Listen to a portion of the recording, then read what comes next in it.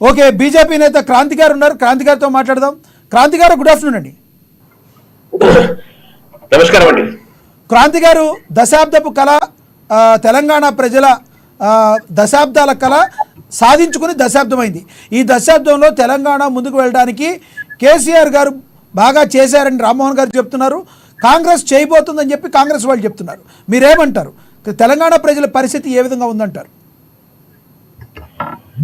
తెలంగాణ ఆవిర్భవించి 10 సంవత్సరాలైన శుభతరుణంలో ఆ క్రమంలో మనం ముందుకు పోతున్నాము.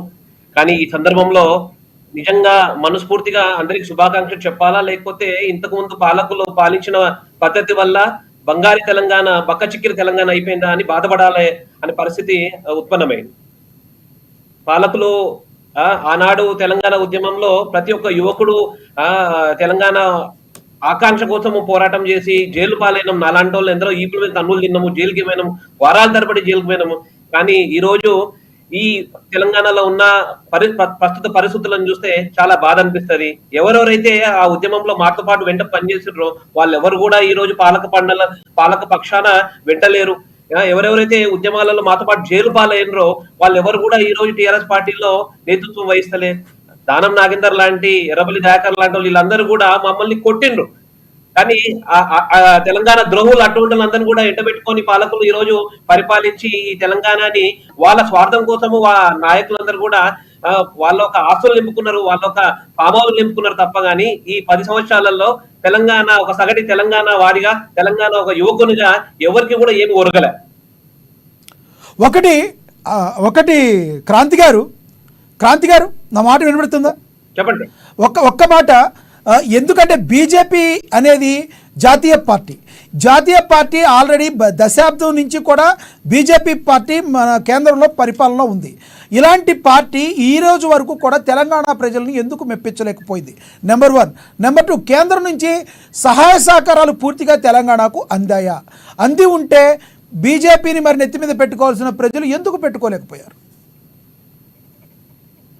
చూడండి, 10 సంవత్సరాల ఈ తెలంగాణలో ప్యారల్ గా టిఆర్ఎస్ పార్టీ పరిపాలించింది. అదే రకంగా నరేంద్ర మోడీ గారి నేతృత్వంలో కూడా దేశం ఏ రకంగా అభివృద్ధి చెందింది, దేశంలో మిగతా రాష్ట్రాల్లో ఆ రాష్ట్రాలలో వేరే పార్టీకి సంబంధించిన అధికారంలో ఉన్నా కానీ ఆ పార్టీ కేంద్ర ప్రభుత్వంతో సఖ్యతంగా ఉండడం వల్ల ఆ రాష్ట్రాలు ఏ రకంగా అభివృద్ధి చెందినాయి. ప్యారల్ గా తెలంగాణలో తెలంగాణ పాలకులు ఏ రకంగా వ్యవహరించారు కేంద్ర ప్రభుత్వంతో, ఏ రకంగా అయితే అంటే సఖ్యతగా ఉండాల పరిస్థితులు లేక క్రాంతి గారు, అంటే సఖ్యతగా లేకపోతే రాజకీయ విభేదాలు కొన్ని ఉంటే తెలంగాణ ప్రజల్ని బీజేపీ పట్టించుకోదని మీరు ఒప్పుకుంటున్నారు అనుకోవాలా? చూడండి, ఇంతకు ముందు 14 to 19 వరకు బండారు దత్తాత్రేయ గారు ఇక్కడ నుంచి సికింద్రాబాద్ పార్లమెంట్ నుంచి ఎంపీగా ఉన్నారు. దాని తర్వాత కిషన్ రెడ్డి గారు, అరవింద్ గారు, ధర్మపురి గారు, ఒకసారి ఆయా పార్లమెంట్ లో చూడండి మీరు అభివృద్ధి ఏ రకంగా జరిగింది. కిషన్ రెడ్డి ఉదాహరణ, సికింద్రాబాద్ పార్లమెంట్ గురించి చెప్తా. దాదాపు సికింద్రాబాద్ పార్లమెంట్ లో ఏ రకంగా ప్రతి బస్తీలలో కూడా కిషన్ రెడ్డి గారి నేతృత్వంలో ఏ రకంగా అభివృద్ధి జరిగింది, కిషన్ రెడ్డి గారి నేతృత్వంలో ఏ రకంగా వందే భారత్ ట్రైన్లు తెలంగాణకు వచ్చినాయి, కిషన్ రెడ్డి గారి నేతృత్వంలో అన్ని వర్గాలు కూడా సంతోషంగా ఉన్నాయి. కానీ అదే ప్యారల్ గా చూసినట్టయితే ఇక్కడ తెలంగాణలో ఉన్న పాలకుల వల్ల తెలంగాణ ఇక్కడ ఉన్న స్థానిక వాళ్ళందరూ కూడా ఏ రకంగా ఇబ్బంది పాలైనారు అనే విషయాన్ని కంపేర్ చేస్తే కనీసం నరేంద్ర మోడీ గారి నేతృత్వంలో ఇక్కడ స్థానికంగా మాకు ఎంపీ ఉన్నారు కాబట్టి కాస్త కూస్తో అభివృద్ధి తెలంగాణ క్రాంతి గారు మీరు అంటున్నారు ఇప్పుడు ఎవరైతే తెలంగాణ ప్రజలు ఎంపీ కాన్స్టిట్యూన్సీలో గెలిపిస్తే ఆ సెగ్మెంట్ లో డెవలప్ అయిందని చెప్తున్నారు. అంటే బీజేపీని ఆదరిస్తే మాత్రమే తెలంగాణని మీరు అభివృద్ధి చేస్తారా? ప్రాంతీయ పార్టీలు ఉంటే మీరు అభివృద్ధి చేయరు. తెలంగాణ రాష్ట్ర అధ్యక్షునిగా కిషన్ రెడ్డి గారు సంపూర్ణమైన తెలంగాణని కూడా ఎక్కడెక్కడైతే తెలంగాణకు అవసరం ఉన్న నిధులు ఉన్నాయో, రోడ్ ఇన్ఫ్రాస్ట్రక్చర్ డెవలప్మెంట్ ఉన్నదో, ఎక్కడెక్కడైతే రోడ్లు అవసరం ఉన్నదో, ఎక్కడెక్కడైతే ఎయిమ్స్ అవసరం ఉన్నదో, బీబీ నగర్ లో ఎయిమ్స్ కూడా తెలంగాణ కిషన్ రెడ్డి గారికి చలవ వల్లనే అది డెవలప్ అయింది. ఆ రకంగా రామగుండం ఫ్యాక్టరీ నుంచి మొదలుకొని వరంగల్లో ఏదైతే 1000 స్తంభాల గుడి వరకు కూడా ప్రతి చోట ఎక్కడెక్కడైతే సాధ్యం ఉన్నదో అన్ని చోట కూడా కేంద్ర ప్రభుత్వం కిషన్ రెడ్డి గారి నేతృత్వంలో నిధులు తేయడం జరిగింది. అన్ని చోట కూడా సర్వాంగీణ వికాసం చేయడానికి కూడా భారతీయ జనతా పార్టీ కూడా సంపూర్ణమైన కృషి చేసింది. ఓకే, భారతీయ జనతా పార్టీ కృషి వలన తెలంగాణ డెవలప్ అయిందని మీరు అంటున్నారు. ఓకే, రామ్మోహన్ గారు ఒక క్వశ్చన్ అడుగుతున్నారు, సమాధానం చెప్పండి. రామ్మోహన్ గారు అడగండి ప్లీజ్. పెద్దలు బీజేపీ పెద్దలు చెప్పడం జరిగింది, నాతో పాటు ఉద్యోగం చేసే వ్యక్తులు ఎవరు కూడా అధికారం లేరంటారు. ఈ రోజు నేను సూటిగా కూడా ప్రశ్నిస్తున్నా పెద్దల బీజేపీ వారికి. ఈ రోజు నిజామాబాద్, కరీంనగర్, సికింద్రాబాద్ తప్పితే ఈ పార్లమెంట్ పోటీ చేసిన అభ్యర్థులు ఎవరంటే వీళ్ళందరూ? షేవెల్ ఎవరు, రఘునందన్ గారు ఎవరు, బూర నరసయ్య గారు ఎవరు, మహబూబ్నగర్ డికే అరుణ గారు ఎవరు? ఎవరంతా బీజేపీ కార్యకర్తలు వీళ్ళందరూ. ఆ పక్క పార్టీ నుంచి వలస వచ్చిన వ్యక్తులను మీరు తీసుకొని ప్లీజ్ రామ్మోహన్ గారు పక్క పార్టీ వాళ్ళు తెచ్చుకున్న దాని గురించి బీఆర్ఎస్ పార్టీ ఎంత తక్కువ మాట్లాడితే అంత మంచిది. రామ్మోహన్ గారు వారందరినీ మాట్లాడుతున్నారు. వాళ్ళు ఏమన్నారు? ఉద్యోగదారులు లెక్కలేదంటున్నారు.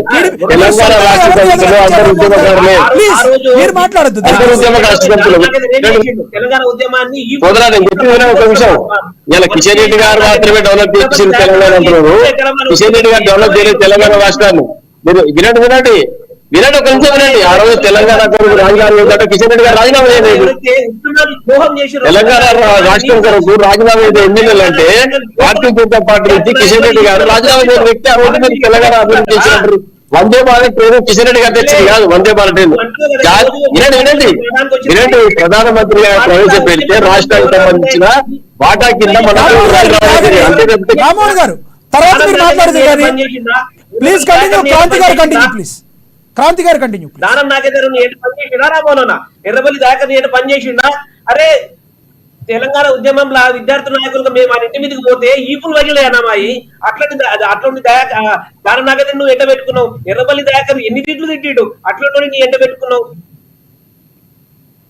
ఓకే నేనేం చెప్తున్నా, తెలంగాణ రాష్ట్ర సాధన కొరకు సబ్బండ వర్గాలు ఏకం చేయాలి, గొంగపులికి కోసం ముద్దుకోవాలని చెప్పిన వ్యక్తి కేసీఆర్ గారు. తెలంగాణ పునర్నిర్మాణంలో భాగంగా ఎవరు వచ్చినా కలుపుకున్నారు తప్పితే కేవలం సిద్ధాంతపరంగా విభేదాలను కలుపుకోలేదు. భారతీయ జనతా పార్టీకి కాంగ్రెస్ పార్టీకి సిద్ధాంతపరంగా వైరుధ్యం ఉంది. అటువంటి కాంగ్రెస్ పార్టీ నుంచి మీ పార్టీలో కలిపి టికెట్ ఇస్తే భారతీయ జనతా పార్టీ కార్యకర్తలు ఎక్కడ పోవాలి? సిద్ధాంత కొరకు పనిచేసే వ్యక్తులు. తెలంగాణ రాష్ట్రం సాధించబడిందంటే అందరూ సంపన్న వర్గాలతోటి అది గుర్తుపెట్టుకోలేదు. కాబట్టి నేను ఏం చెప్తున్నామంటే అభివృద్ధి కేవలం కిషన్ రెడ్డి గారు చేసారు, పార్లమెంట్ సెక్రటరీ కాదు. వినండి తెలంగాణ రాష్ట్రం కొరకు రాజీనామా చేయని వ్యక్తి కిషన్ రెడ్డి గారు. ఆ రోజు ఈ రోజు కిషన్ రెడ్డి గారు తెలంగాణ కొరకు నేను పనిచేయడానికి సిద్ధంగా మాట్లాడితే ఎవరు నిరాహార దీక్ష కిషన్ రెడ్డి ఢిల్లీలో కిషన్ రెడ్డి ఆమరణ నిరాహార దీక్ష చేసింది కిషన్ రెడ్డి తెలుసు నాన్న. చరిత్ర పార్టీ ప్రోగ్రామ్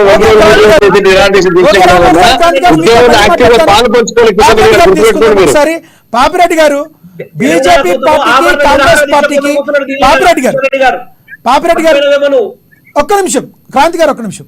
పాపిరెడ్డి గారు బీజేపీ పార్టీకి కాంగ్రెస్ పార్టీకి